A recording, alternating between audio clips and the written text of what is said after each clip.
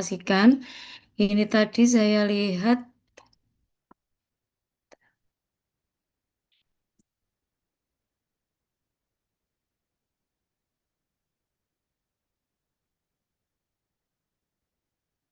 ini yang dikumpulkan nggak ada yang bentuknya PPT ya? Masih jurnalnya saja ini. PPT, Bu. PPT sama jurnal.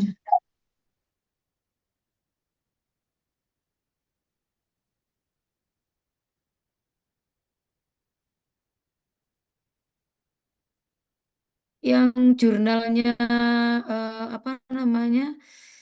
Tanaman kelor di Madura, kelompok 2 ya. Kelompok 2 silakan.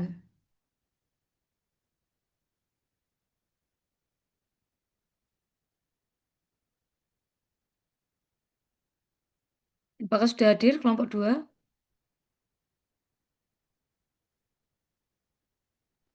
Oke, Bu. Bentar, mau share screen, Bu. Ya, silakan.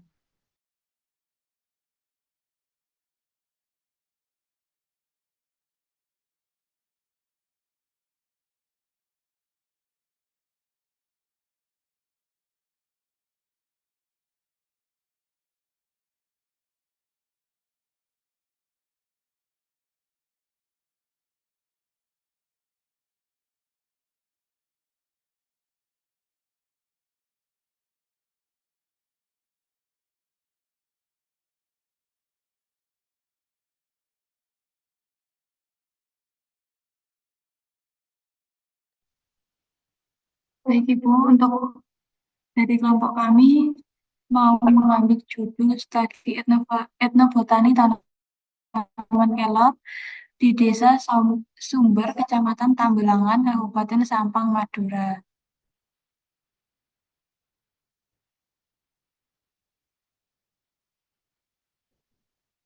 Untuk pendahuluan dari jurnal ini, tanaman kelor merupakan tanaman tradisional yang dikenal luas memiliki kandungan nutrisi lengkap dan manfaat besar bagi kesehatan manusia.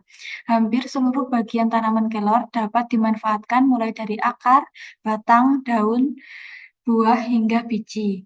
Di Indonesia, khususnya di Madura, tanaman kelor juga memiliki nilai budaya dan sosial yang tinggi karena digunakan dalam pengobatan tradisional dan ritual adat. Namun demikian, penelitian mengenai etnobotani atau hubungan antar masyarakat dengan pemanfaatan tanaman kelor di Madura belum banyak dilakukan. Oleh karena itu, penelitian ini dilakukan untuk menggali persepsi masyarakat, potensi, dan sebaran tanaman kelor di Desa Sumber, Kecamatan Tambelangan, Kabupaten Sampang, Madura.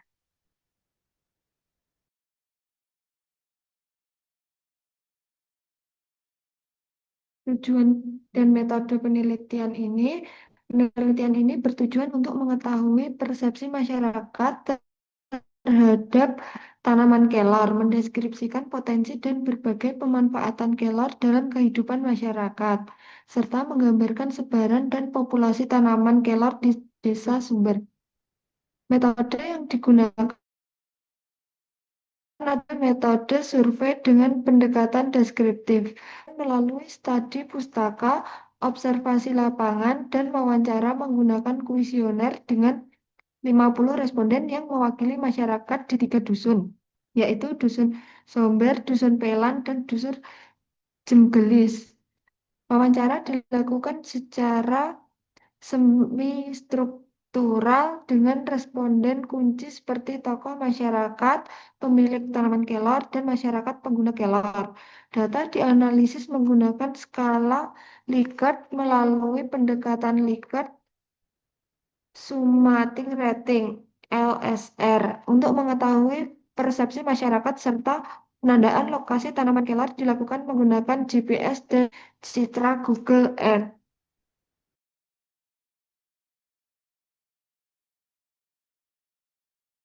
Selanjutnya adalah hasil penelitian, persepsi dan potensi kelor. Hasil penelitian menunjukkan bahwa masyarakat Desa Somber memiliki persepsi positif terhadap tanaman kelor. Mereka menilai kelor sebagai tanaman yang bermanfaat, mudah diperoleh, dan memiliki nilai penting dalam kehidupan sehari-hari. Sumber pengetahuan masyarakat mengenai manfaat kelor sebagai besar berasal dari nenek moyang atau orang tua, yaitu 70%. Dari dukun atau pengobatan tradisional adalah 28% dan sebagian kecil dari pedagang, yaitu 2%. Potensi pemanfaatan kelor di Desa Somber cukup beragam, meliputi sebagai bahan pangan 38%, pengobatan tradisional 32%, bahan ritual adat 22%, pagar rumah 6% dan sebagai bahan aksesoris bernilai ekonomis 2%. Penggunaan kelor dalam pengobatan mencakup pengobatan panas, dalam batuk, sawan, kolesterol, asam urat, tipes, dan gondok. Dalam ritual adat, kelor digunakan untuk upacara pengasihan, pemandian jenazah, proses melahirkan, dan pengobatan penyakit, yaitu pangut yang masih dipercaya oleh masyarakat setempat. Selanjutnya, untuk bagian tanaman yang digunakan dan sebaran kelor, yaitu masyarakat Desa Somber memanfaatkan hampir seluruh bagian tanaman kelor sesuai kebutuhan. Bagian yang paling banyak digunakan adalah daun, yaitu sebanyak 55% sebagai bahan sayuran, ramuan obat, dan bahan ritual adat. Buah atau biji yang digunakan yaitu sebesar 21%, itu dapat digunakan untuk obat sakit perut dan pakan ternak. Untuk bagian batangnya yang digunakan sebesar 14%, itu dapat digunakan sebagai bahan pagar atau pembersih batu akik. Sedangkan akar yang digunakan itu sebesar 10% untuk pengobatan tradisional seperti gondok dan kolesterol.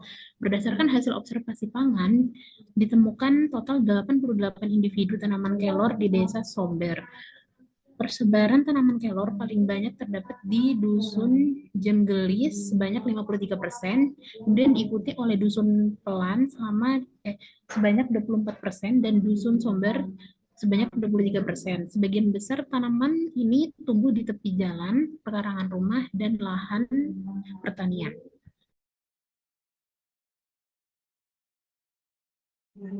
Selanjutnya, kesimpulan dan implikasi. Penelitian ini menyimpulkan bahwa terdapat hubungan yang erat antara masyarakat Desa Somber dengan tanaman kelor, baik sebagai sumber pangan, bahan obat tradisional, maupun bagian penting dalam upacara adat dan kepercayaan lokal. Kelor dimanfaatkan secara luas oleh masyarakat karena kemudahan tumbuh, nilai gizi tinggi, serta manfaat pengobatannya yang telah diwariskan secara turun-temurun.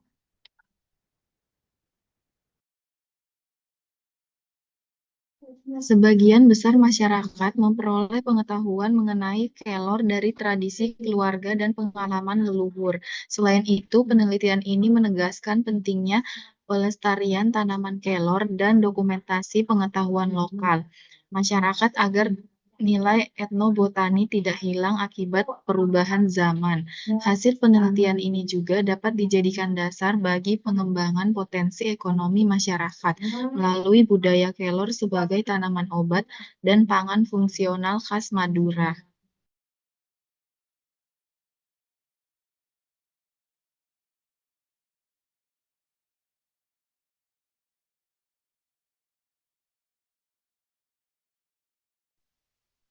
Baik, sekian Ibu dari kelompok 2 untuk presentasinya. Terima kasih.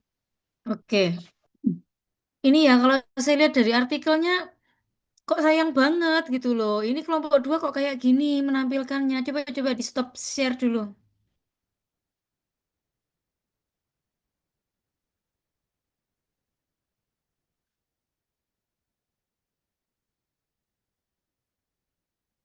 Padahal datanya kan cukup representatif ya. Coba Anda lihat jurnalnya dari artikelnya. Ini data-datanya ini kok malah nggak ditampilkan diagram pie-nya ini. Ini kan malah lebih representatif daripada tulisan-tulisan Anda tadi itu. Jadi diusahakan kalau misalkan mereview artikel atau bahkan nanti mungkin Anda waktu menyampaikan di seminar proposal skripsi Anda, tahun depan kan skripsi nih kalian. Dibiasakan ketika presentasi, terutama presentasi di penguji, itu buat yang visual, jangan narasi. Ya, kalau kalian membuat banyak narasi tulisan kayak tadi, itu makin memancing penguji itu untuk bukain naskah kalian. Tapi kalau kalian pakai data seperti ini, data yang sudah ada di jurnal, kalian buat diagram pie, kalian buat diagram alir, kalian buat chart, itu dosen penguji itu akan fokus di visual-visual tersebut gitu. Sehingga yang akan dia tanyakan akan di sekitar-sekitar itu, terutama kalau gambar-gambarnya itu menarik. Tapi kalau narasi kayak tadi itu jujur aja ya, hampir semua penguji itu pasti akan akhirnya bukain naskah. Loh kok ternyata ada tulisan kayak gitu ya? Akhirnya dia cari gitu. Dan akhirnya Anda akan dikejar. Itu biasanya penguji-penguji seperti itu. Kalau saya bimbing, saya perhatikan para penguji itu gitu. Tapi kalau misalkan mereka ditampilkan apa namanya gambar-gambar atau chart atau data-data dalam bentuk grafik atau mungkin kalau masih proposal berarti dalam bentuk latar belakang atau apa namanya kerangka konsep yang menarik itu lebih fokus pengujinya jadi nggak nyari-nyari kesalahan kalian gitu jadi hal kayak gini ini perlu berlatih ya dan sayang sekali kelompok 2 kok presentasinya malah narasi semua gitu padahal artikelnya sudah cukup jelas datanya saya nggak ngerti maksudnya apa itu kok dibuatnya kayak gitu. Jadi intinya kalau ini saya lihat artikelnya ini lebih ke etnobotani dibandingkan etnofarmasi karena memang dari judulnya juga sudah kelihatan. Tetapi kalau saya melihat dari eh, hasil datanya, kalau misalkan di bagian di halaman 64 ini dia mewakili etnobotani karena apa? Karena yang dia bahas adalah bagian-bagian dari tanaman kelor itu tadi. Seperti di sini ternyata dari 55% dari total ada 4 bagian tanaman kelor yang dimanfaatkan secara maksimal itu adalah pada bagian daun. Nah, ini juga saya informasikan kepada Anda kalau misalnya Anda sedang melakukan penelitian nantinya di skripsi misalkan kalau Anda menggunakan bahan alam, jadi untuk di Fakultas Farmasi kan ada 5 bidang tuh, ada farmasi komunitas, farmasi klinis, biologi farmasi, teknologi farmasi, dan analisis farmasi atau kimia. Nah dari 5 bidang ini, 3 bidang yaitu tekfar, biologi farmasi, dan kimia, itu semuanya 90% tuh mahasiswa pasti menggunakan bahan alam. Ya, nah usahakan kalau Anda melakukan penelitian itu ambillah bahan tanaman yang dia bisa tumbuh terus-menerus. Contohnya adalah daun. Ya, hindarilah mengambil seperti buah, biji, atau batang, atau akar.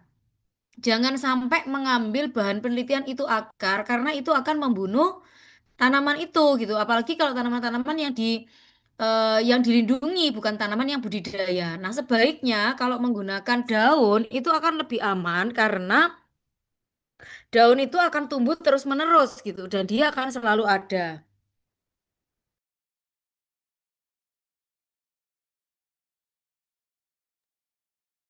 Nah, kemudian kalau dari penelitian yang kembali lagi ke artikel tersebut, jadi di situ sudah diklasifikasikan dalam bentuk diagram pie, 55% bagian dari tanaman kelor yang dimanfaatkan paling banyak adalah di daunnya.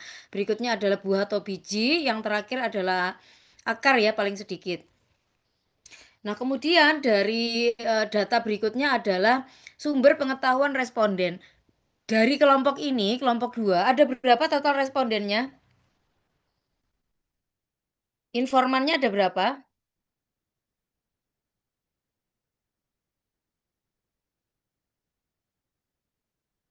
Halo, kan harusnya sudah baca ya artikelnya. Kan ada tadi disebutkan waktu presentasi.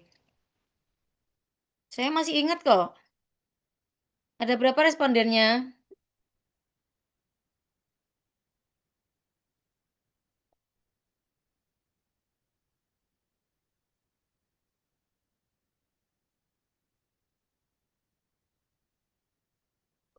Lima puluh Ibu. 50. 50 itu dari responden. Ini kalau saya lihat datanya ini ternyata kan dia bukan hanya dari pengobatnya saja, bukan hanya dukun. Beda dengan seperti yang kelompok sebelumnya kemarin yang presentasi juga. Hampir semua jurnal yang mereka gunakan itu respondennya adalah dukunnya atau pengobat tradisional atau batra atau penyehat tradisional atau hatra. Kalau yang di artikel kelompok ini ada beberapa responden yang merupakan informan yaitu mungkin seperti sesepuhnya begitu sebanyak 70%, kemudian dukun 28% dan pedagang sebanyak 2%.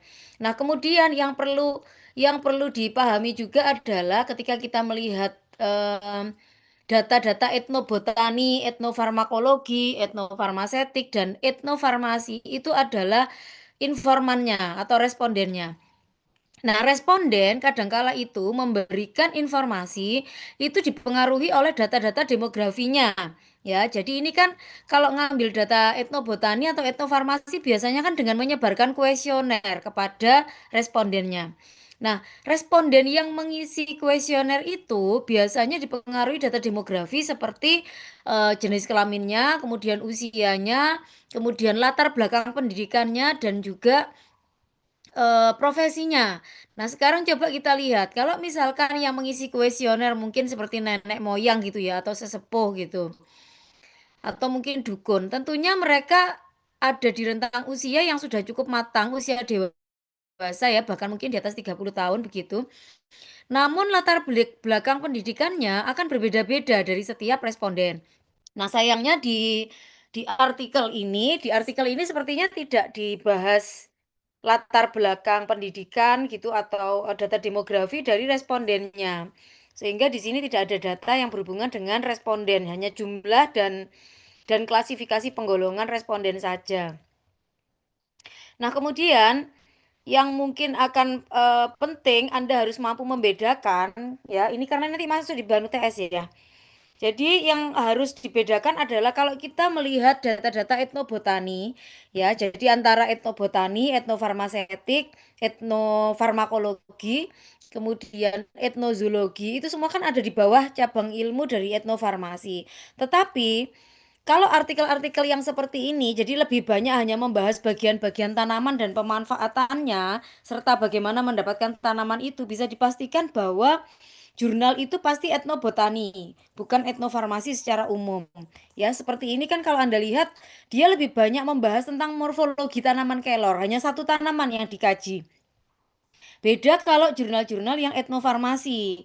Ada etnofarmakologi itu biasanya penulis jurnalnya itu akan mengklasifikasikan berdasarkan khasiat farmakologinya. Dan tidak hanya satu tanaman biasanya yang dibahas. Jadi dalam satu desa itu akan di kolektif begitu, akan dikumpulkan tanaman-tanaman apa yang bermanfaat sebagai obat, kemudian dibuat tabulasi.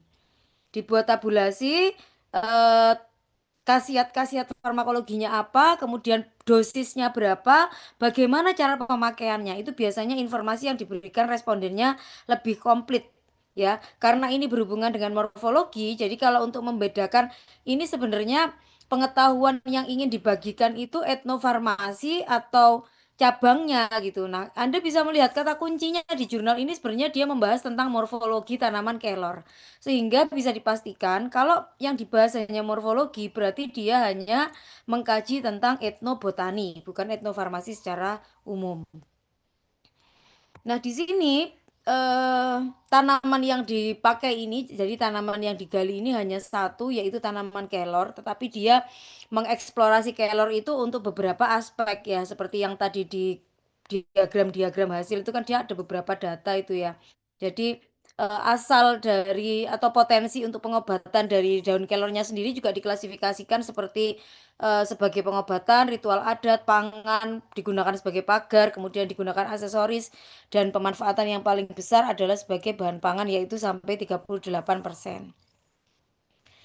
Nah, ini di sini juga si penulis artikelnya itu menyampaikan kalau kelor itu bisa mengobati berbagai macam jenis penyakit. Namun si penulis artikelnya ini sendiri tidak mengklasifikasikan tanaman kelor berdasarkan aktivitas farmakologinya. Jadi dia hanya penulisnya ini hanya menggali, hanya melaporkan pemanfaatan tanaman kelor dan optimalisasinya itu hanya dari segi morfologinya.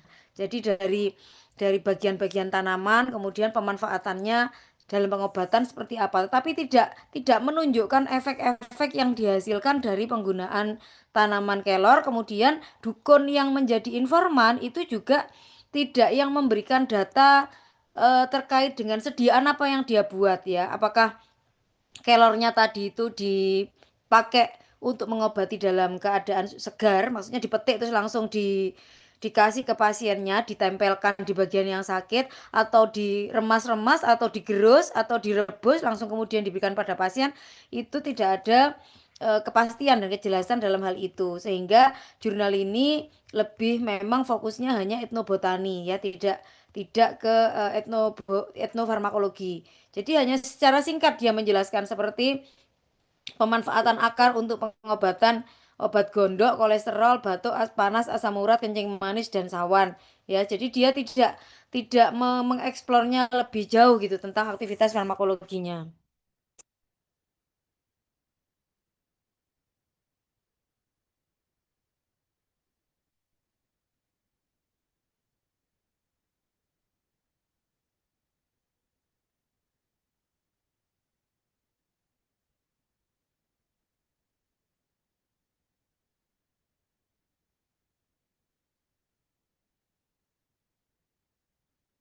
Oke, baik, untuk yang kelompok 2 saya rasa cukup. Yang berikutnya adalah kelompok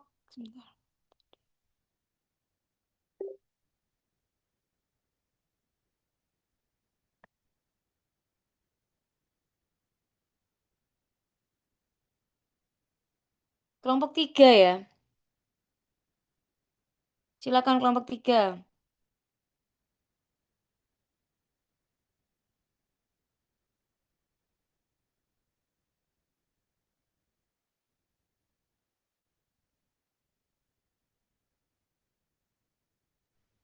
Baik, Bu, sebentar.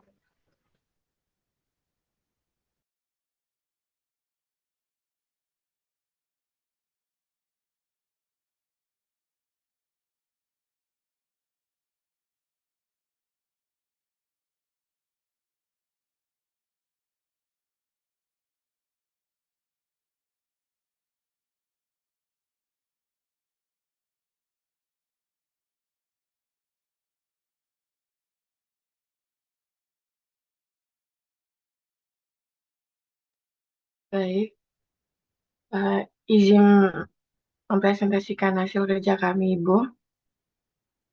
Assalamualaikum warahmatullahi wabarakatuh.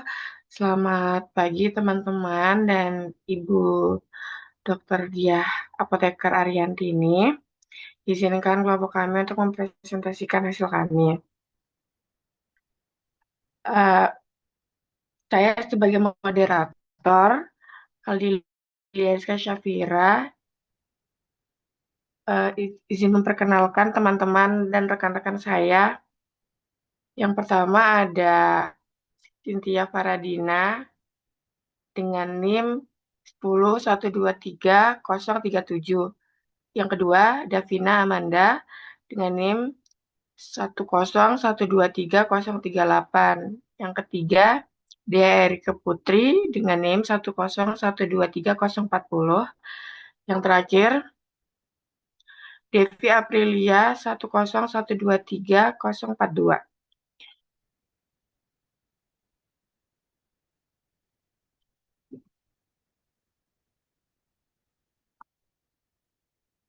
Untuk abstrak jurnal yang kami kaji, yaitu penelitian ini dilakukan untuk mengetahui tanaman-tanaman obat yang digunakan sebagai pengobatan tradisional perawatan wanita di suku Using, Kabupaten Banyuwangi dengan jumlah responden yaitu 390. Metode yang digunakan adalah metode deskriptif eksploratif dengan teknik survei lapangan dan wawancara dari narasumber yang berprofesi sebagai pembuat jamu, dukun bayi, dan masyarakat suku Using. Data yang diambil meliputi data keanekaragaman tanaman obat, bagian tanaman obat, sumber perolehan tanaman obat, dan data tingkat pengetahuan masyarakat suku Using terhadap penggunaan tanaman obat sebagai perawatan wanita. Hasil penelitian yang didapatkan dari responden masyarakat suku Using di Kabupaten Banyuwangi terdapat 25 spesies tanaman obat dari 10 famili yang digunakan sebagai pengobatan tradisional perawatan wanita. Famili Zingiberaceae merupakan famili yang paling banyak digunakan. Bagian-bagian tanaman yang digunakan sebagai bahan pengobatan perawatan wanita yaitu daun, rimpang, umbi, biji, dan bunga. Masyarakat suku Using memperoleh tanaman obat ini dari kebun.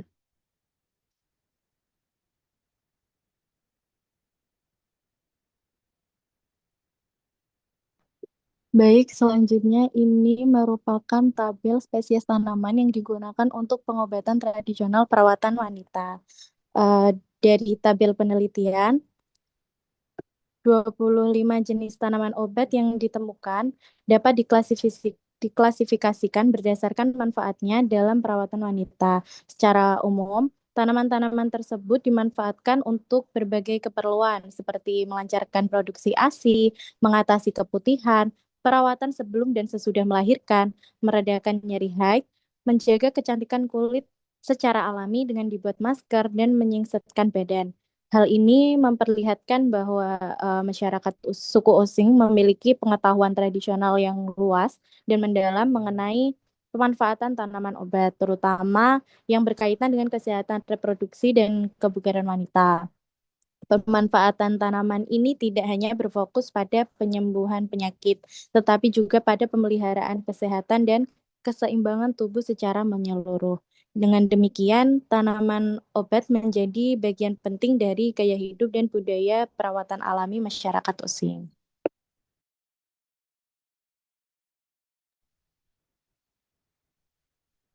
Baik, selanjutnya diagram lingkaran pengetahuan tanaman obat, di mana berdasarkan hasil wawancara dengan 390 responden, tanaman yang paling dikenal masyarakat adalah kunyit 12%, disusul asam jawa 9%, jahe dan temulawak 8%, serta lempuyang 6%.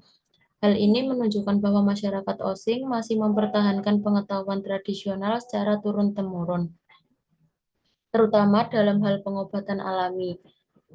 Tanaman seperti kunyit, jahe, dan temulawak masih sering digunakan dalam kehidupan sehari-hari, baik sebagai ramuan jamu, empon-empon, maupun untuk perawatan tubuh. Pengetahuan ini menjadi bentuk nyata dari kearifan lokal masyarakat Osing, yang hingga kini masih memegang tradisi pengobatan alami dan menjaga warisan leluhur dalam pemanfaatan tanaman obat. Baik, selanjutnya adalah ini ada diagram lingkaran bagian-bagian organ tanaman yang digunakan untuk pengobatan tradisional perawatan wanita. Jadi pada diagram ini dapat dilihat bagian tanaman yang digunakan masyarakat Using untuk pengobatan tradisional perawatan wanita. Nah, bagian yang paling banyak dimanfaatkan adalah rimpang sebesar 48%, diikuti daun 36%, sedangkan buah, biji, umbi, dan bunga masing-masing sekitar 4%. Rimpang menjadi bagian yang paling sering digunakan karena mengandung minyak atsirit dan senyawa aktif seperti flavonoid dan saponin yang berfungsi sebagai antibakteri, anti radang, serta membantu melancarkan peredaran darah. Hal ini menjelaskan mengapa tanaman dari famili Zingiberaceae paling banyak dimanfaatkan untuk perawatan wanita. Selanjutnya ada diagram lingkaran sumber perolehan tanaman. Selain itu, hasil penelitian juga menunjukkan sumber perolehan tanaman obat oleh masyarakat Using, yaitu 48% diperoleh dari pekarangan halaman rumah, 32% dibeli di pasar, dan 20% ditanam di kebun. Jadi paling banyak diperoleh dari pekarangan halaman rumah. Data ini membuktikan bahwa masyarakat Using tidak hanya menggunakan tanaman obat, tetapi juga melakukan upaya konservasi dengan menanam sendiri. Dengan cara ini mereka turut menjaga keberlanjutan sumber daya alam sekaligus melestarikan tradisi pengobatan alami yang menjadi bagian dari identitas budaya mereka.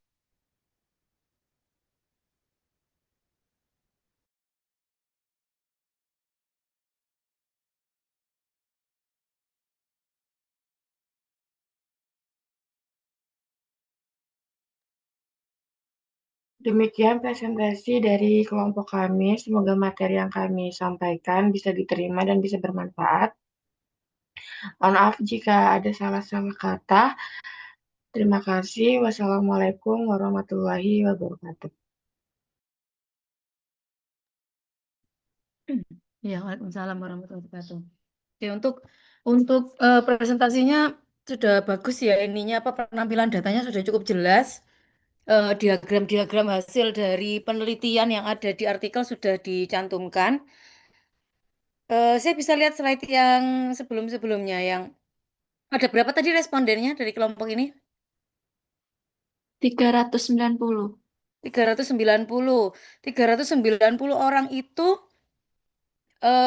narasumbernya dari apa saja? Oh ini ya, pembuat jamu, dukun bayi, dan masyarakat itu sendiri.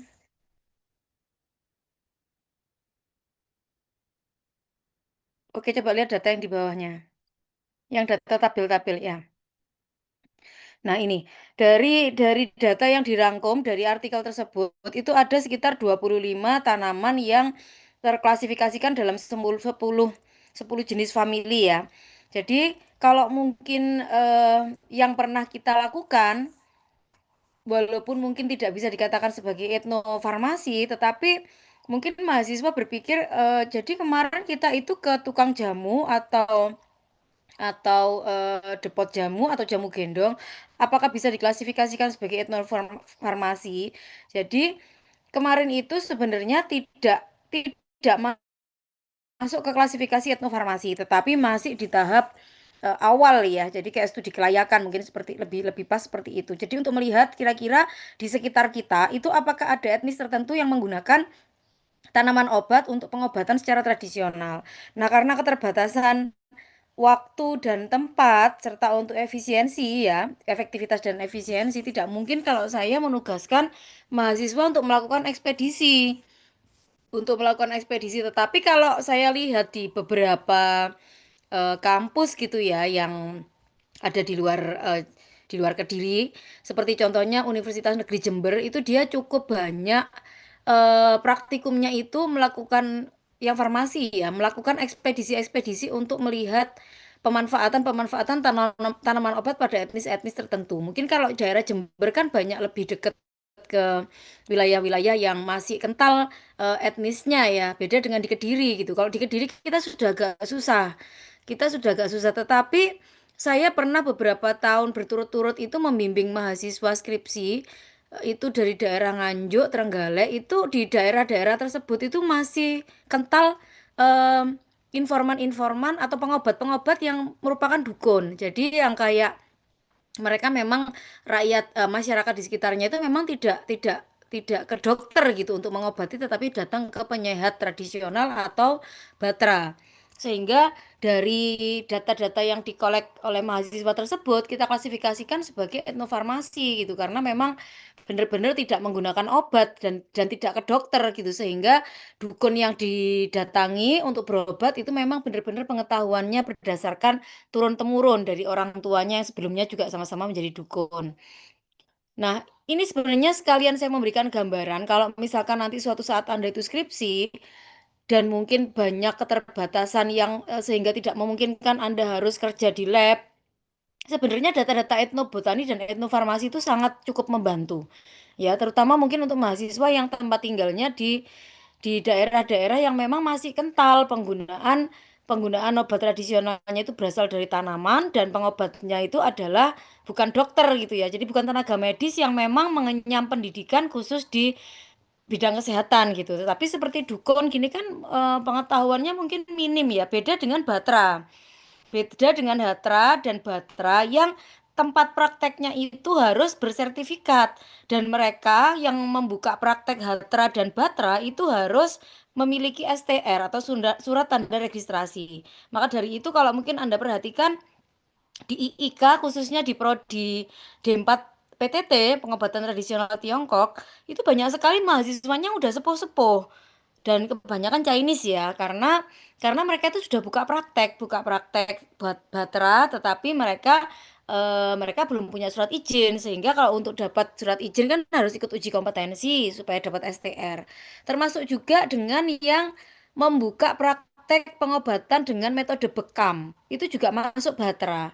Itu juga harus didaftarkan izinnya, sehingga yang praktek Batra dengan metode bekam itu pun dia harus kuliah lagi. Ya itu banyak itu di IKA yang Batra-Batra itu karena untuk mendapatkan surat izin dan ikut ujian kompetensi maka mereka mengambil prodi PTT di IKA.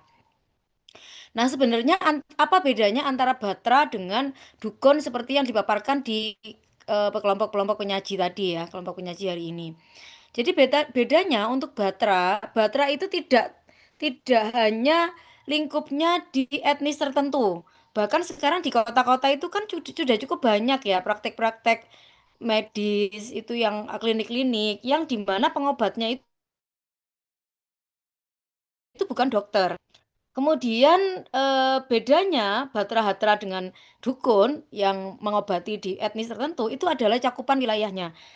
Kalau dukun itu pasti dia ada di etnis-etnis tertentu, maksudnya tidak di perkotaan yang ada di sekitar kita ya. Sedangkan untuk Hatra dan Batra itu biasanya lingkupnya lebih ke perkotaan atau mungkin di pedesaan yang tidak ada hanya di suatu etnis tertentu. Jadi Hatra dan Batra bahkan ya walaupun mungkin ya sebagian besar kan etnisnya yang saya ceritakan tadi mungkin etnis Chinese gitu, tetapi mereka tidak hanya tinggal di pecinan membuka praktek Batranya, tetapi dia bisa di mana saja gitu. Sedangkan kalau seorang dukun yang kita teliti di bidang etnofarmasi ini, dia harus ada di suatu etnis tertentu. Nah, tanaman yang digunakan antara eh, peng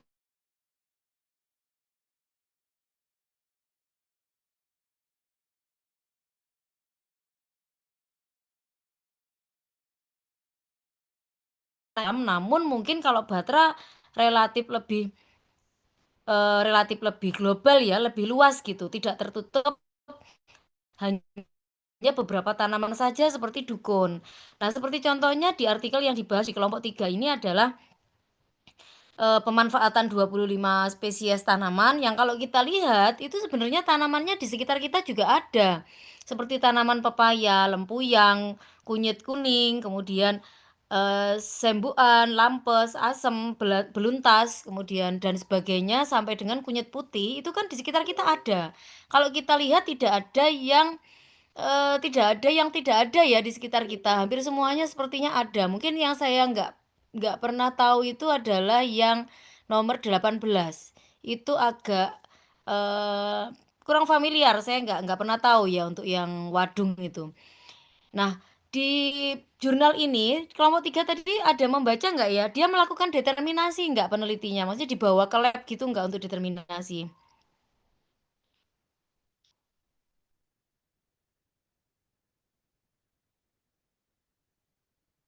Kelompok 3 sudah ada informasi nggak di jurnalnya? Ada determinasinya nggak? Tolong di search.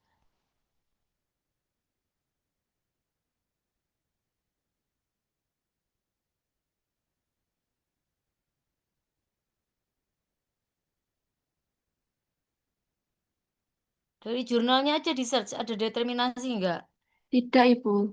Tidak ada. Nah, ini saya informasikan, kalau misalkan kita melakukan penelitian etnofarmasi, ya baik etnobotani atau etnofarmasi atau etno yang lain, kalau kita tidak melakukan determinasi, maka di tabulasi hasil penelitian kita, tabelnya ini, tidak perlu mencantumkan nama ilmiah dan famili.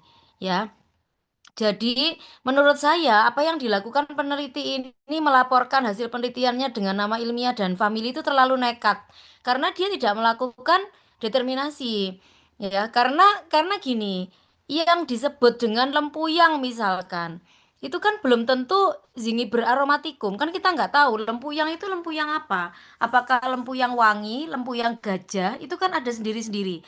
Nah, lempuyang yang Zingiber aromatikum itu adalah yang lempuyang wangi. Sedangkan yang lempuyang gajah itu kan Zingiber zerumbet kan berbeda. Nah, sedangkan si penulis ini menuliskan nama umumnya adalah lempuyang dan nama lokalnya lempuyang. Tapi nama tanaman asalnya secara ilmiah dia nulisnya Zingiber aromatikum. Aromatikum itu sudah jelas tidak benar ya. Jadi ketika kita mereview jurnal, kita juga harus sekalian belajar. Jadi kalau tidak melakukan determinasi, sebaiknya tidak mencantumkan nama ilmiah, karena itu akan riskan terjadinya kesalahan. Karena determinasi itu kaitannya adalah kunci-kunci pada bagian-bagian tanaman. Nah, sekarang misalkan gini, kita memang menyebutnya sebagai kunyit ya, seperti di sini disebutkan kunyit kuning dengan nama lokal kunir kuning. Tetapi bagi orang-orang yang tidak paham, kunyit itu kalau dijejerkan dengan temulawak dan kurkuma mangga itu hampir tidak ada bedanya. Ya, bahkan waktu di praktikum saya lihat hasil-hasil KLT-nya mahasiswa antara kunyit, temulawak, kurkuma mangga, kemudian sama apa itu yang temu giring itu semuanya sama KLT-nya. Semuanya mengandung kurkuminoid. Jadi ada kurkuminnya di paling atas, kemudian ada desmetoxikurkumin dan bidesmetoxikurkumin. Profilnya sama semua. Nah, kalau kita tidak hati-hati, kalau memang kita tidak melakukan determinasi, sebaiknya nama ilmiahnya nggak usah ditulis. Jadi tabelnya langsung saja nama tumbuhan lokal, kemudian famili juga dihapuskan, langsung ke bagian yang digunakan dan kegunaannya. Seperti temu putih juga demikian. Temu putih di sini disebutkan kurkuma mangga, tetapi ada beberapa orang yang menyebutkan temu putih dan kunyit putih itu sama. Padahal kunyit putih itu bisa kurkuma zedoaria atau Kaempferia rotunda. Nah, kan jadi beda. Kalau tidak melakukan determinasi, tapi asal comot misalkan nyari di Google gitu ya, apa sih nama ilmiahnya temu putih? Wah, itu bahaya. Itu bahaya karena walaupun kelihatannya hanya sederhana, hanya rimpang-rimpang saja, tetapi kita tidak tahu kebenarannya kalau nggak determinasi. Nah, di nomor 25 dia juga melaporkan penggunaan kunyit putih yang kurkuma zedoaria. Padahal kunyit putih itu juga sinonimnya dari Kaempferia rotunda. Walaupun lebih banyak juga yang menyebut kalau Kaempferia rotunda itu adalah kunci pepet gitu ya. Tetapi ada beberapa juga yang menyebutnya sebagai kunyit putih. Nah, hal-hal kayak gini nih harus diwaspadai. Nah, dari beberapa tanaman yang digunakan, yaitu ada 25, di sini penulis itu dia mengklasifikasikan dalam etnofarmakologi, tetapi dia memfokuskan tidak ke berbagai macam aktivitas farmakologi, melainkan hanya penggunaan yang berhubungan dengan perawatan kewanitaan. Jadi kalau dilihat pada kolom ke-7, itu isinya adalah semuanya aktivitas farmakologinya berhubungan dengan perawatan kewanitaan. Itu ada 25 spesies. Nah, coba kalau mungkin Anda pahami, Anda lihat jurnal-jurnal yang sudah Anda temukan, sudah dibuat menjadi tugas, itu saya rasa kalau dibuat penelitian untuk tugas akhir, saya rasa sangat mudah karena Anda hanya melakukan wawancara untuk mendapatkan informan, kemudian mengklasifikasikannya dalam tabel-tabel seperti ini. Dan saya kasih tahu ya, kalau jurnal-jurnal seperti ini diterbitkan di jurnal internasional yang kelas dunia, itu jurnal seperti ini pasti lolos. Karena apa? Karena di tingkat dunia itu pasti masih akan terus digali pencarian obat baru, tetapi berdasarkan etnofarmasi. Nah, di luar negeri itu seperti India mungkin sudah umum ya, sudah umum kalau pemanfaatan empon-empon, pemanfaatan rimpang-rimpang dari keluarga Zingiberraceae. Tetapi saya rasa di daerah-daerah tertentu seperti benua Eropa yang benua Amerika, benua Eropa yang empon-empon itu jarang ya karena memang orang apa namanya? Orang Western itu kan kayaknya kurang suka menggunakan spicy yang dari rempah ya. Jadi mereka jarang menggunakan rempah-rempah seperti rimpang gitu. Mungkin rempah-rempah yang digunakan mungkin lebih ke apa namanya tanaman-tanaman kering yang seperti oregano atau mungkin seperti apa namanya basil gitu ya. Jadi bukan yang rimpang, bukan yang rimpang. Nah, seperti ini dengan adanya informasi-informasi seperti ini yang dipublikasikan di jurnal internasional itu akan dibaca banyak orang sehingga akan apa ya, merupakan motivator gitu ya untuk menemukan obat baru berdasarkan data-data empiris. Ini kan data empiris namanya kalau seperti ini. Nah, itu bisa diangkat menjadi obat baru. Jadi jangan berpikiran kalau masa sih cuma dari hasil wawancara kayak gini aja bisa sampai jadi obat baru ya. Memang perjalanannya akan sangat panjang. Jadi kalau yang saya lihat di jurnal ini, dia tidak melakukan penelitian kembali di lab. Jadi dia hanya benar-benar melakukan wawancara saja. Ada lagi kemarin itu yang jurnal di kelas lain. Jadi setelah penelitinya itu meneliti seperti ini, mengklasifikasikan, dibuat tabel-tabel, kemudian tanamannya itu dari wilayah tempat penelitiannya diambilin. Jadi diambil, dikoleksi, kemudian dibawa ke lab dan di screening fitokimia. Kemudian dilaporkan kandungan-kandungan metabolitnya. Nah, apa tujuannya kok kita harus mengambil dari sana? Padahal kan seperti contohnya kunyit di Pulau Jawa kan ada. Kemudian apa namanya di Jawa Timur ya, terus kemudian di Kediri lah katakanlah. Kemudian seperti tanaman pisang, tanaman waru, sirih, temu ireng, temulawak, lengkuas, kunci itu kan di sini kan ada. Tetapi kenapa kok peneliti harus mengambil tanaman-tanaman tersebut di tempat lokasi dia melakukan survei, yaitu di Banyuwangi, di suku Osing, misalkan demikian. Jadi jadi kenapa kok dia mendomestikasi dari tempat dia melakukan ekspedisi itu karena tidak lain dan tidak bukan ya sama prinsip bahwa ketika ada perbedaan tempat tumbuh, yaitu misalkan di Kediri gitu ya, di Kediri sedangkan dia ekspedisinya di Banyuwangi, perbedaan tempat tumbuh antara Kediri dan Banyuwangi itu akan mempengaruhi metabolitnya. Kita tidak akan tahu kalau tidak diuji, baik secara kualitatif maupun kuantitatif. Kalau cuma mau melihat morfologinya secara etnobotani, katakanlah sirih. Sirih mau ditanam di Kediri, mau ditanam di Eropa, mau ditanam di Banyuwangi, atau di Madura, pasti daunnya bentuknya akan seperti itu. Seperti ginjal bentuknya. Kemudian warna daunnya pasti hijau. Tetapi kita kan yang tidak tahu adalah kandungan senyawa metabolit di dalamnya. Apakah kandungan senyawa tanin dan turunannya itu juga sama? Ataukah untuk kasus daun sirih yang ada di benua Eropa akan berbeda dengan yang ditanam di Indonesia kan nggak ada bedanya.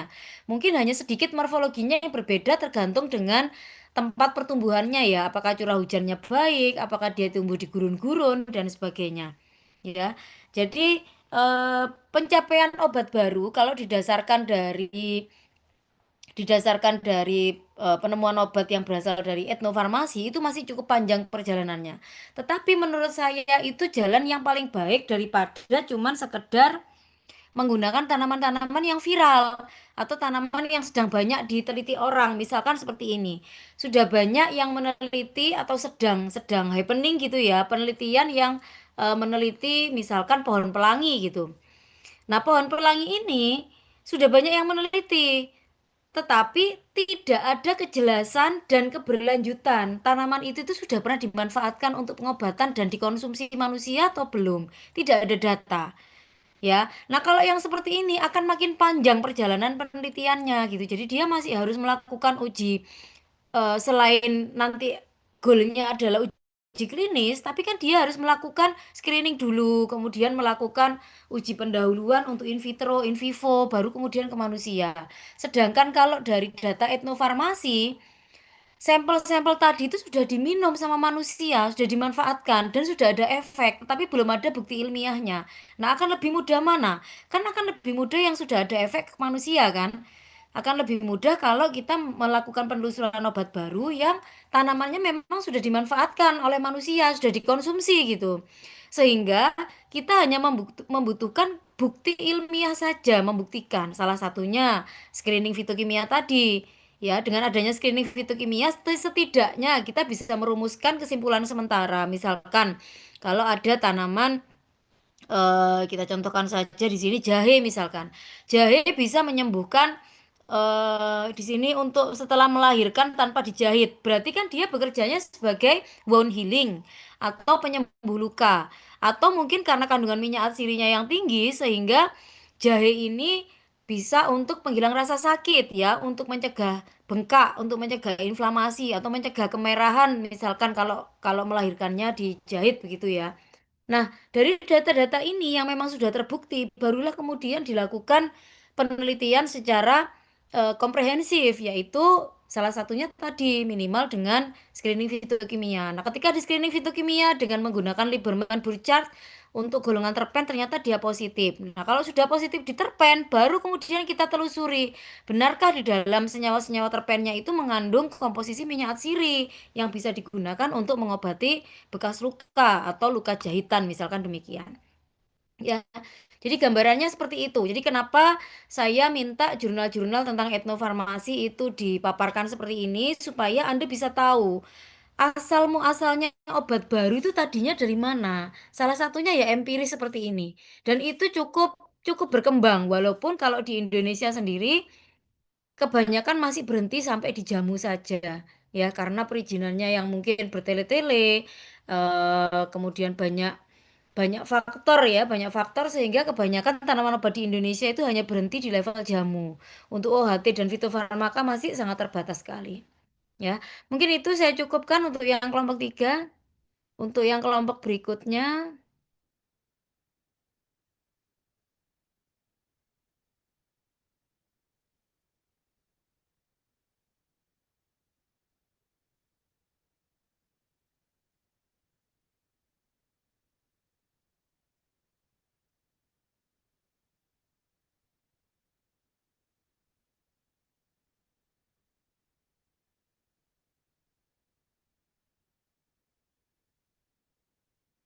yang kelompok berikutnya kelompok 7.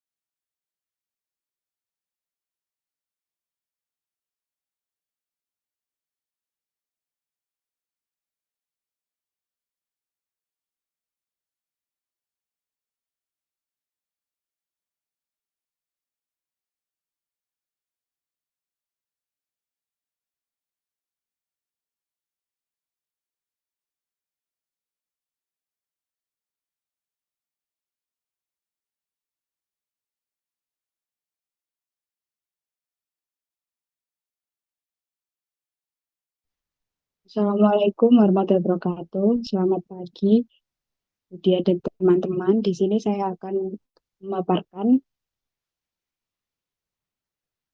kajian etnobotani aren Arenga Pinata Mer di Desa Sabuhur, Kecamatan Jorong, Kabupaten Tanah Laut. Berikut untuk nama kelompok 7. Ada Asmita Aulia dengan NIM 1012332, kemudian Aulia Dewi dengan NIM 1012333, kemudian saya sendiri Diajika dengan NIM 1012333, ada Devina Safa Sabila dan Dinda Fahrunisa.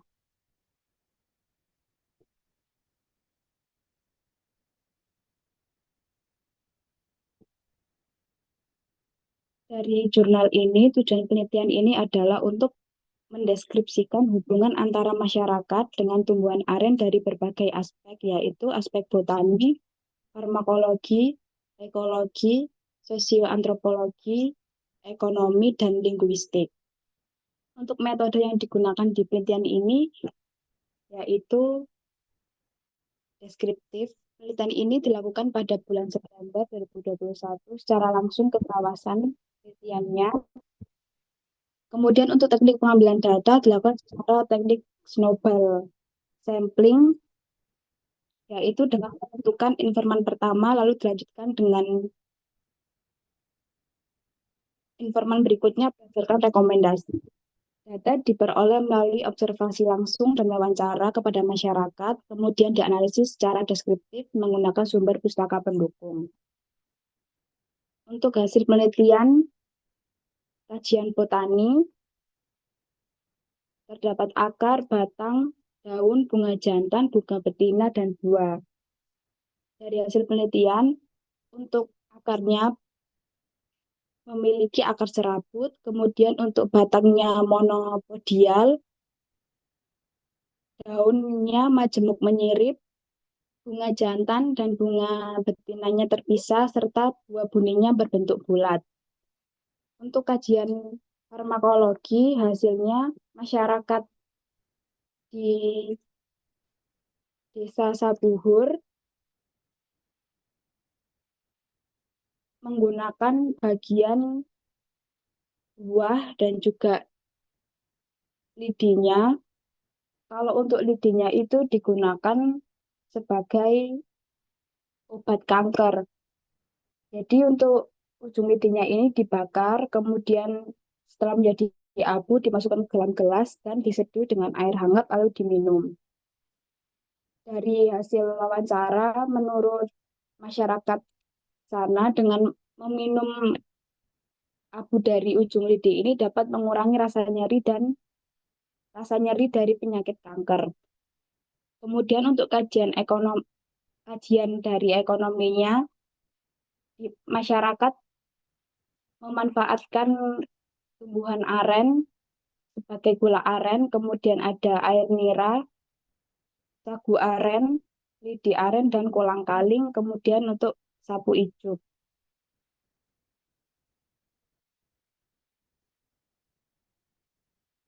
Kemudian untuk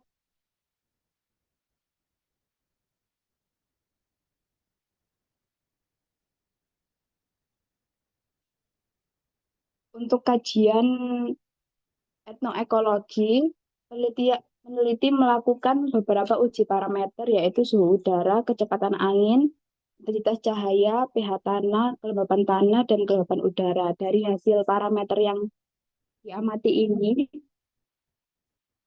tumbuhan aren di sana sangat banyak karena parameter yang diuji ini sangat baik untuk hasilnya. Maka dari itu banyak sekali tumbuhan aren yang tumbuh di sana.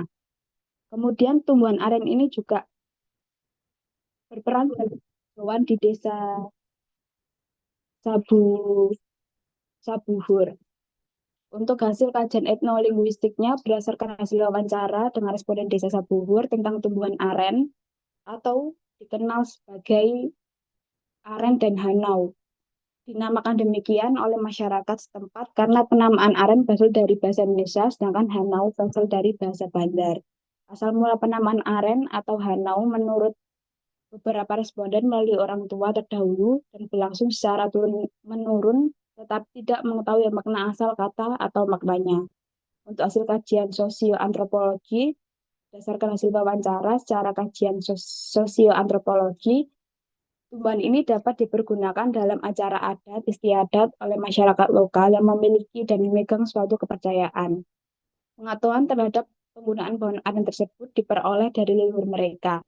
Dalam kepercayaan warga meyakini tidak memiliki pantangan untuk menggunakan tumbuhan Arenga pinatamer dalam acara adat dan pengetahuan tersebut diberikan juga kepada anak-anak melalui sebuah acara atau proses kegiatan adat istiadat yang akan dilakukan maupun berlangsung.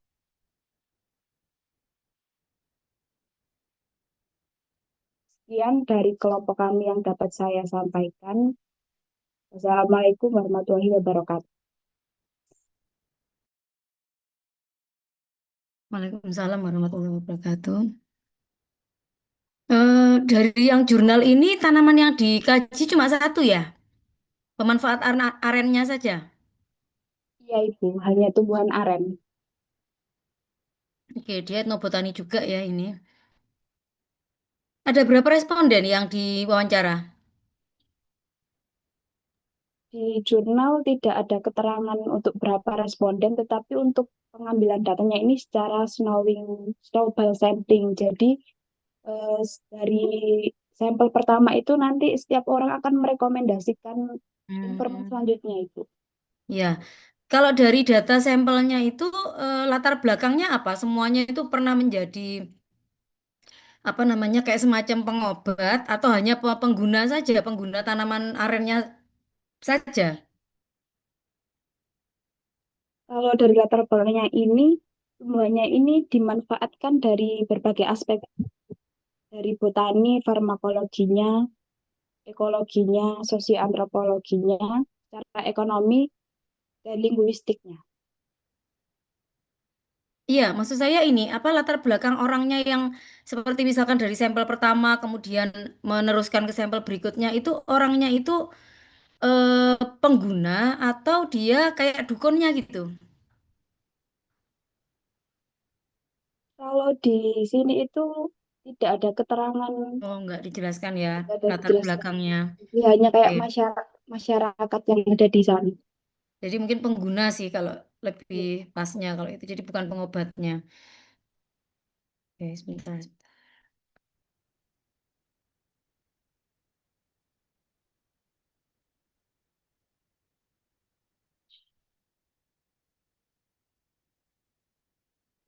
Oke, kalau dari jurnalnya saya lihat memang dia lebih ke etnobotani banget ya, karena dia membahas satu-satu morfologi dari bagian tanaman aren. Beda dengan artikel-artikel sebelumnya yang mem- memaparkan bahwa itu adalah pengkajian etnobotani, tetapi di dalamnya masih mengkaji tentang khasiat-khasiat gitu, khasiat-khasiat seperti aktivitas-aktivitas farmakologi. Kalau yang di sini, walaupun dia mungkin membahas tentang khasiatnya, tetapi titik beratnya adalah bagian-bagian dari tanaman aren.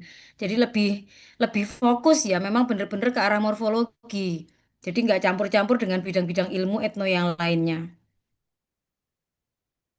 Oke, mungkin kalau yang dari kelompok ini saya rasa tidak banyak yang saya komentari karena memang dia dia memang artikelnya itu memang etnobotani dan fokusnya hanya untuk mengeksplorasi, menggali gitu tentang tanaman aren. Jadi tidak tanaman yang lain dan tidak untuk khasiat tertentu gitu, tapi memang hanya aren saja. Jadi mungkin cukup dari yang kelompok 7.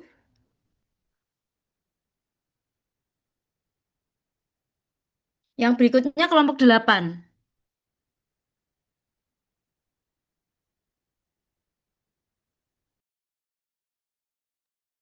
Sorry, ini kelas apa ya namanya? Yang kelas ini?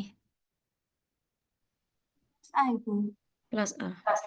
Yang aslinya hari kuliahnya aslinya yang Senin pagi ya? Iya, Senin. Oke. Itu untuk hari Senin besok itu masih ada kelas apa langsung di UTS, Bu? Kita udah 7 kali ya? UTS-nya masih Selasa. Enggak, maksud Kita saya ini kita udah sekarang 7 kali pertemuan ke 7. Enggak ada hutang ya? nggak ada, Bu. Oke, UTS saja kalau gitu. UTS-nya Minggu tidak. depannya kan kalau nggak salah minggu depannya Iya. hari Rabu atau hari apa gitu. Oh, hari Selasa, Ibu, tanggal 18 November. Ya, iya, minggu depan. Saya ingatnya minggu depannya, minggu kedua kita. Iya, nanti Ya, UTS saja. Materinya dari Bu Zunita dan dari saya. baik, Ibu. Untuk mekanismenya papers atau gimana, Bu? Gimana? Untuk mekanismenya lewat paper atau gimana? Sepertinya paper, soalnya Bu UTS. Zunita udah kirim soal ke saya. Baik, Ibu.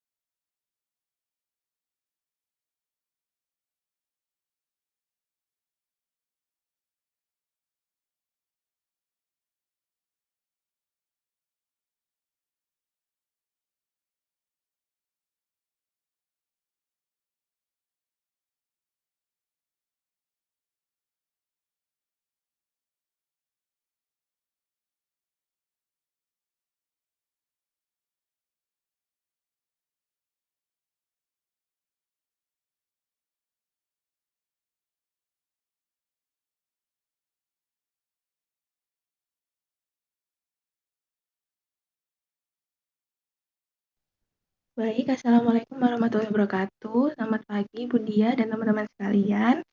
Saya hari ini bersama rekan kelompok saya, yaitu Anake, Anissa, Angelita, Diwinda, dan Devina, izin mempresentasikan tentang etnomedicine melalui penggunaan daun cemangi pada masyarakat Pamana, Kabupaten Wajo.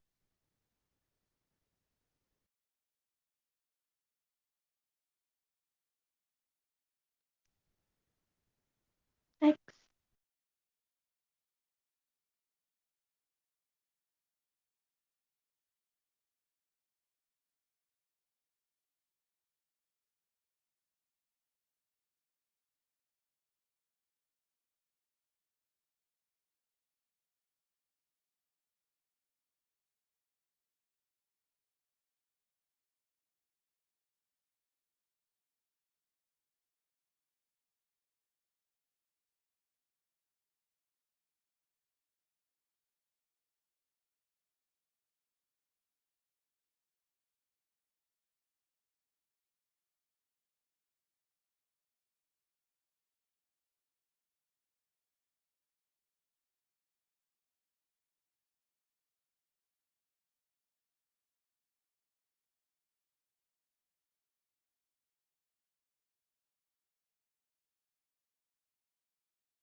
Baik, di sini yang pertama adalah pengertian.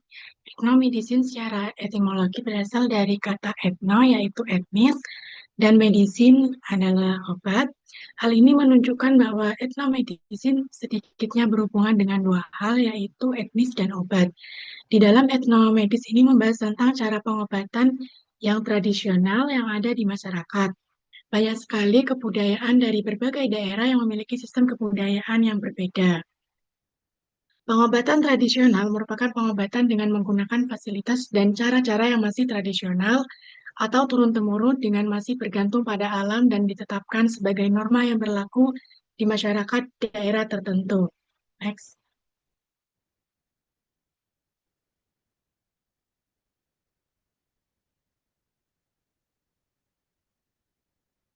Selanjutnya adalah metode. Metode penelitian. Pada penelitian ini menggunakan kualitatif studi dengan teknik pengambilan sampel non-probability snowball sampling dengan kriteria partisipasi yaitu yang pertama masyarakat asli Pamana, kemudian yang kedua menggunakan daun kemangi sebagai pengobatan, yang ketiga bersedia menjadi partisipan, kemudian yang keempat mengisi informed consent sebagai partisipan. Penelitian ini berlangsung selama 3 bulan. Penelitian dilakukan dengan melakukan wawancara secara daring maupun luring dengan analisis kualitatif menggunakan Creswell. Lokasi penelitian ini bertempat pada Kecamatan Pamana, Kabupaten Wajo, Sulawesi Selatan. Next. Kemudian ini karakteristik partisipan. Penelitian ini menjelaskan tentang eksplorasi etnomedicine penggunaan daun kemangi pada masyarakat Pamana, Kabupaten Wajo. Bagian ini menjelaskan secara singkat mengenai karakteristik partisipan dan analisa tema yang muncul pada penelitian ini. Kemudian jumlah partisipan yang diwawancarai oleh peneliti sebanyak 10, kemudian 1 partisipan kunci dengan metode snowball sampling. Objek penelitian ini adalah masyarakat Pamana Kabupaten Wajo yang sesuai dengan kriteria inklusi yang sudah ditentukan sebelumnya. Dengan berbagai latar belakang partisipan ada IRT, wira swasta, kemudian pelajar, petani, dan guru. Next.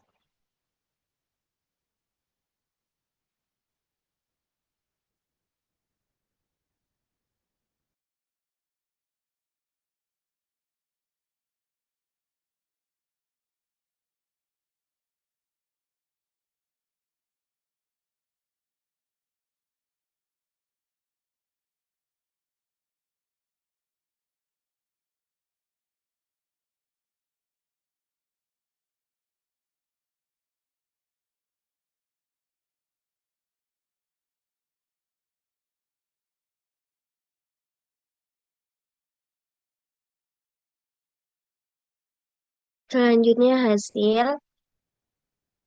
Yang pertama, tema pertama yaitu jenis penyakit. Masyarakat Pemenang Kabupaten Wajo meyakini bahwa masalah kesehatan disebabkan oleh makhluk supranatural atau makhluk gaib yang masyarakat sebut sebagai Aceh Ceuring.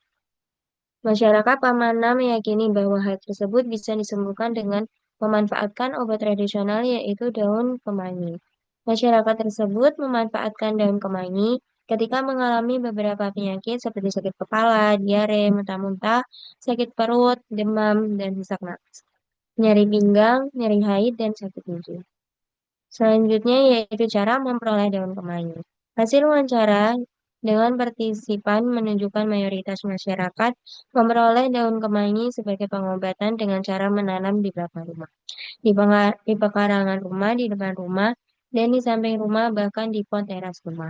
Sedangkan berdasarkan keputusan Menteri Kesehatan Republik Indonesia nomor HK 0107 garing Menkes dari 187 garing 2017 tentang formularium ramuan obat tradisional Indonesia. Cara pengolahan daun kemangi adalah dengan cara diseduh dengan 1 cangkir air mendidih, diamkan, saring, dan dapat ditambahkan.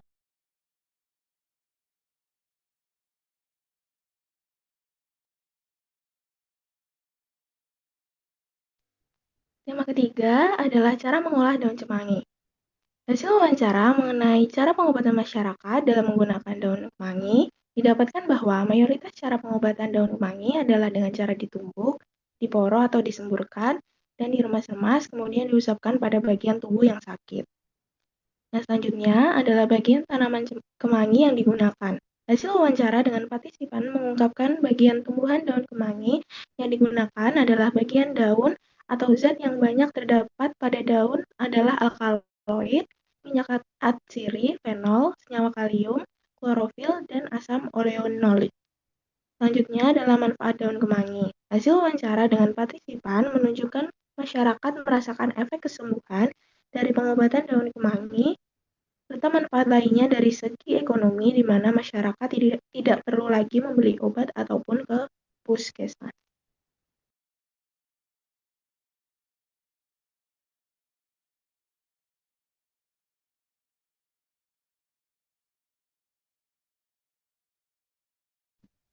Kesimpulan yaitu penelitian eksplorasi agromedicine daun kemangi di masyarakat Pamana menemukan bahwa daun kemangi ini digunakan untuk mengobati berbagai penyakit seperti sakit kepala, sakit perut, sesak nafas, diare, demam, nyeri haid, sakit gigi, mual, muntah, sakit mata, serta sebagai penguji ketempelan roh halus. Masyarakat memperoleh daun kemangi dari tanaman yang ditanam di sekitar rumah atau dengan meminta kepada tetangga.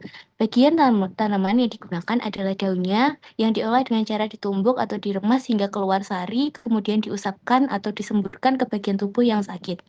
Penggunaan daun kemangi ini tidak hanya dipercaya memberikan efek menenangkan dan menyembuhkan penyakit, tetapi juga membantu masyarakat menghemat biaya pengobatan karena tanaman tersebut mudah diperoleh di lingkungan sekitar rumah.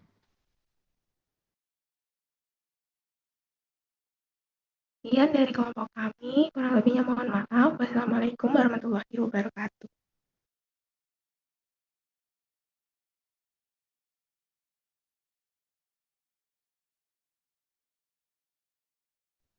Oke. Kalau kita lihat dia itu menyebutnya kemangi itu dengan istilah cemangi ya. Dan spesies yang ditulis oleh penulis jurnal itu yang Osimum basilicum. Walaupun sebenarnya genus Oximum itu memiliki banyak spesies. Contohnya seperti tanaman penghasil selasih misalnya. Tanaman selasih itu yang Oximum sanctum. Jadi berbeda dengan yang Oximum basilicum walaupun daunnya sama bentuknya, aromanya juga kurang lebih sama. Hanya saja kalau yang Oximum sanctum itu daunnya pinggirnya itu ada warna keungu-unguannya karena dia dibandingkan kemangi yang Oximum basilicum, si selasih itu memiliki kandungan metileugenol yang lebih tinggi. Jadi aromanya itu lebih keluar yang Oximum sanctum sebenarnya. Tetapi kalau untuk dimakan untuk lalapan atau dikonsumsi gitu, itu memang lebih nyaman kalau bentuk daunnya adalah yang si Oxymum basilicum. Nah, di jurnal yang dibahas oleh kelompok 8 ini, itu adalah pemanfaatan itu juga sama ya. Ini kalau saya lihat dia mengistilahkannya etnomedicine, tetapi kalau saya lihat dia lebih ke etnofarmakologi ya sebenarnya. Karena aspek sosialnya tidak dilakukan wawancara, tidak ada klasifikasi khusus gitu. Tetapi di pembahasan dan kesimpulan tadi saya lihat memang dia menyampaikan kalau penggunaan daun kemangi itu juga bisa menyembuhkan penyakit. Jadi kalau yang berhubungan dengan penyembuhan, yang berhubungan dengan perasaan pasien atau orang yang diobati, itu dia memiliki perasaan yang kayaknya cocok, akhirnya kembali lagi. Nah, itu arahnya adalah yang etnomedicine. Tetapi kalau lebih ke mengklasifikasikan penggolongan berdasarkan morfologinya itu adalah etnobotani. Sedangkan kalau yang etnofarmakologi selain mengklasifikasikan morfologi atau bagian tanamannya, di jurnalnya itu biasanya juga membahas atau mengkaji tentang aktivitas farmakologi. Jadi untuk pengobatan dosisnya berapa, dipakai untuk berapa hari, itu adalah yang etnofarmakologi. Nah, kemudian di di jurnalnya itu juga dijelaskan tentang latar belakang atau status demografi dari pasien. Totalnya berapa ya respondennya? 10 Ibu. 10 Ibu, 1 juru kunci. 10, yang satu adalah Kunci. kunci.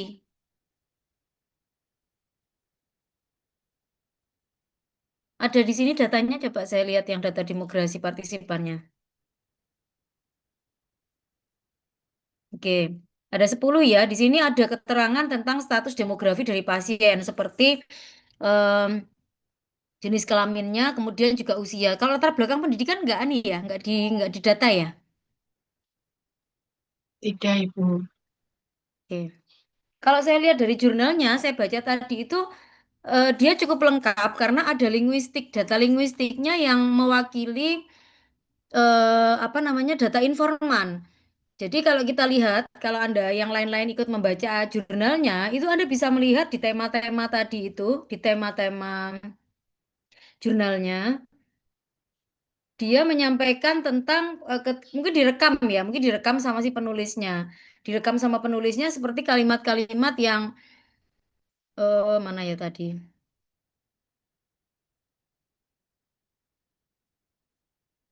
Jadi di kalimat-kalimatnya ini kalau saya lihat itu tidak ada yang menunjukkan aktivitas farmakologi.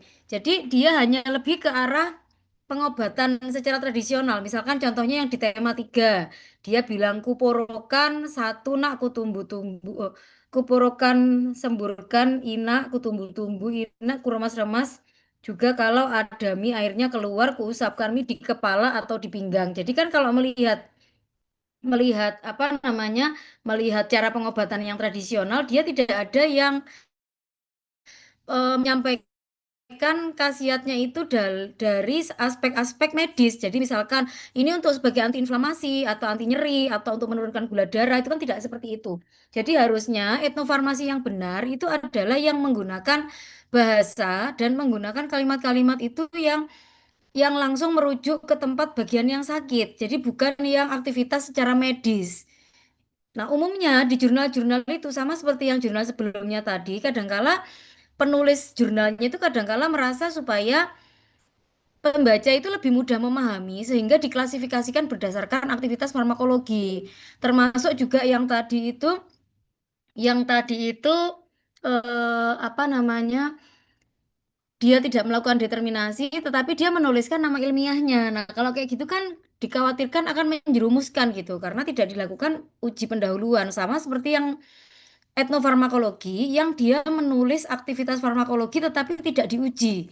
Karena kan dukun-dukunnya paling hanya untuk mengurangi rasa sakit, ya mengobati, tetapi kan dia tidak ada dasar ilmu medis seperti misalkan kalau misalkan dia mengobati gangren yang disebabkan karena diabetes misalkan.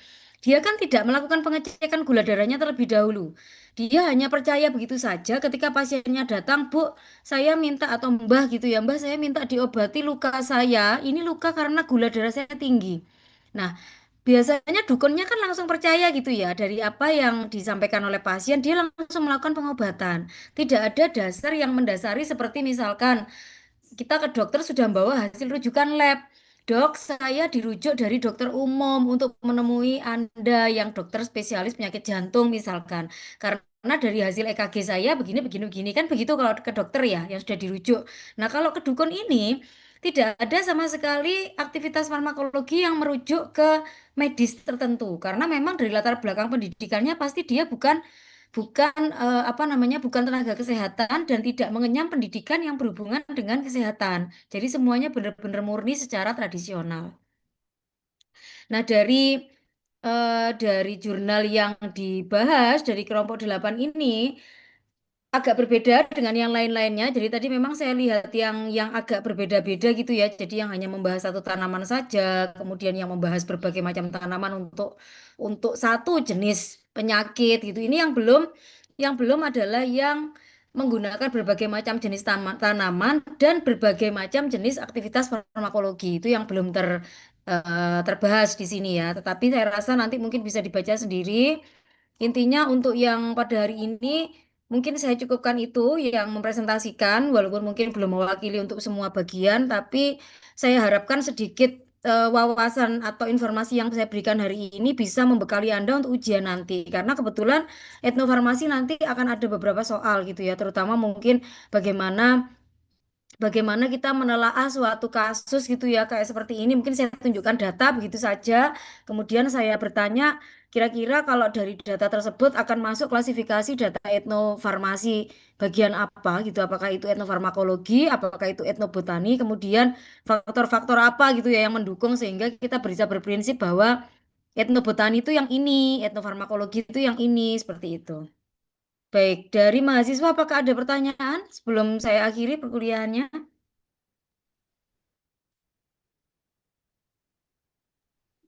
Tidak ada?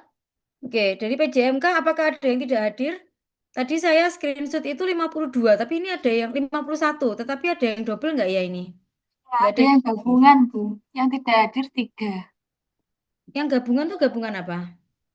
Gabung sama temannya gitu. Oh, Gabung maksudnya pakai Zoom. menggunakan Ya, satu akun untuk satu berdua. device ya. Oke. Bu izin meminta materi PPT yang kemarin-kemarin, Bu. Ya, nanti saya kirimkan. Ya, terima Baik, kasih, Bu. Oke, baik mungkin untuk pertemuan pada pagi hari ini saya cukupkan sekian. Terima kasih untuk yang sudah hadir. Selamat belajar.